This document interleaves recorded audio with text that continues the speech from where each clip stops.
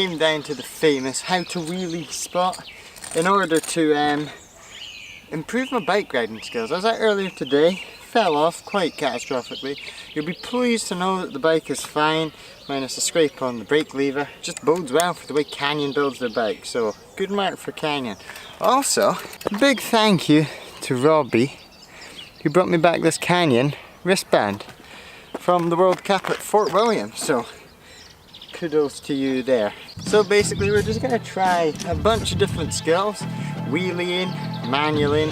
I might even try my hand at some trials because I can't really do any of them. And also, if I can get the manual dialed in, I'll add in the bunny hop.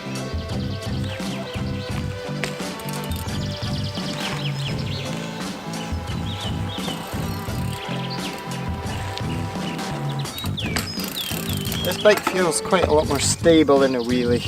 I don't know if it's the bigger wheels, but on the last bike, the Cannondale, with the 26-inch wheels, you could get the front up really easy. But then it was quite nervous when you were up. Quite a lot of back brake required for that, which I'm not very good at yet. But this bike, you get up and it's a lot more stable. Yes, I did one pretty good one going that way, I think. But other than that, the wheelies, it's more just about incorporating the back brake a bit more, because even on that long one there, I might have only touched it once or twice, and I should almost be dragging it the whole way along just to keep me in the balance. Now, I think it's time I move on to, what did I say? The manual? Was it the manual? The manual. Let's see if I can still remember how to do a manual from teaching myself with the turbo trainer, which you can see up here. Let's find out. Right, come on, Saul. We should maybe do different music for the manual as opposed to the bunny hop. So swap that track over, DJ. Nice.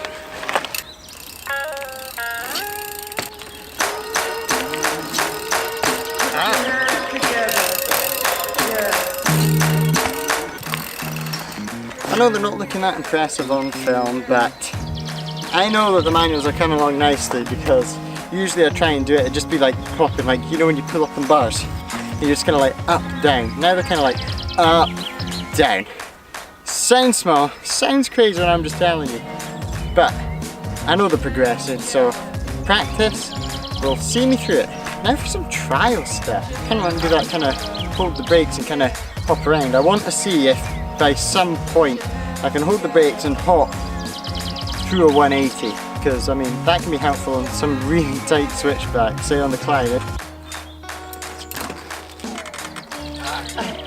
This is where the English hop comes into its own, which I kind of know how to do. You pretty much just jump. Oh, where am I going? Slow down.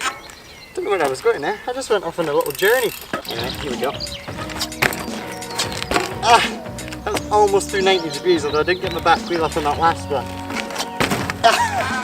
It's practice, I need practice. I decided that before I start hopping around, I need to be good at balancing without moving, which means it's time to bring in the track stand, which can also be helpful in mountain biking. Say you come up to the top of a risky looking obstacle, maybe you can't put your feet down, maybe you're on a boardwalk, a really thin one, or a skinny.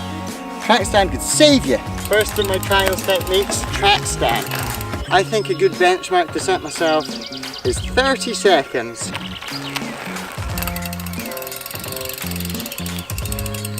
One, two, 28, 29, 30. That was quite long. I'm sure that must have been at least 30 seconds. I mean, I moved probably a couple meters, but I'm quite happy with that. I'm pretty sure that's the longest one I've ever done. So I guess now that I've kind of got my balance eyed in, I might try the 180 spin again. So let's do it. I can see if I can get to at least 60 degrees. So that's a third of a 180 degree turn. So hopefully I'm wanting to get from here to here to here to back. 1, 2, 3. Can I do it in threes? 3, 2, 1. Oh, that was about 60. You see that?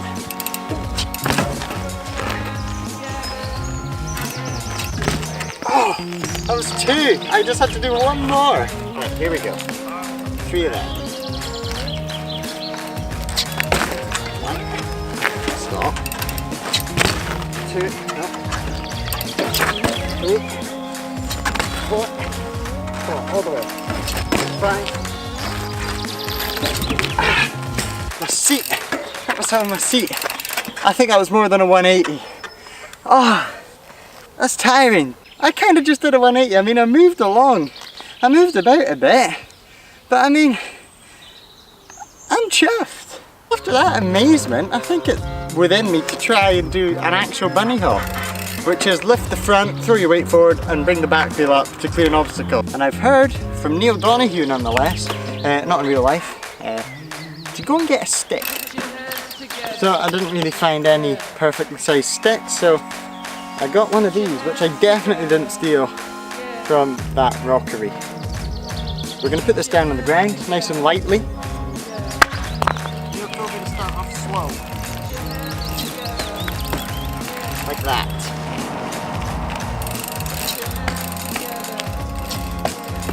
Yes! I'll demonstrate now what the English hop looks like, but bunny hop's definitely the one to go for to clear obstacles.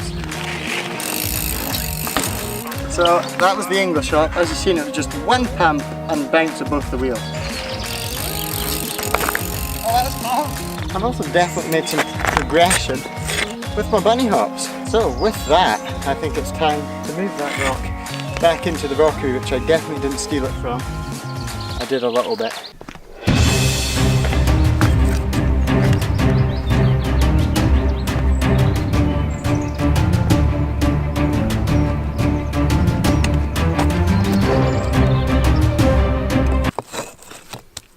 Now, I want to try something new.